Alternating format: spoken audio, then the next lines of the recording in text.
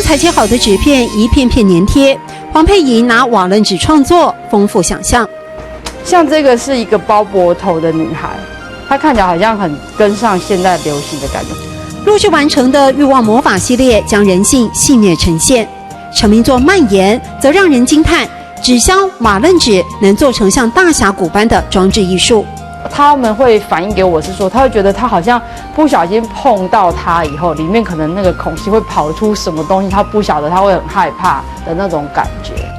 几万片瓦楞纸靠毅力成就的巨大世界，有着像细胞一样生命力的呼唤。原本学油画的黄佩莹坚持以自己的方式逐出生命的样貌。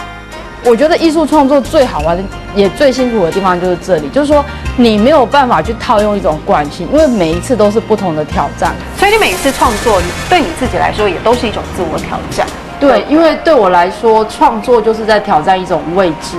你感觉它好像会有什么潜力，但是你觉得它好像，可是又有点像是信仰，你要相信它，然后你真的去付诸行动。因为我的作品里面，就是说付诸行动跟实践是很重要。因为当你没有去把它完成出来，你只是画在草图上，别人他还是没有办法了解你到底觉得要呈现的是什么。那所以这个整个创作过程不会懂复杂吗？会很复杂吗？不会懂简单。不会很简单，把生活中再熟悉不过的材质玩出新的可能。黄佩莹成功挖掘众人忽略的异想空间。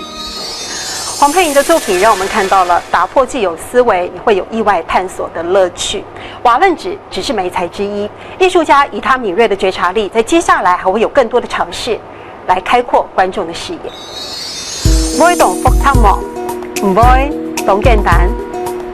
不會懂复雜嗎？唔會懂簡單。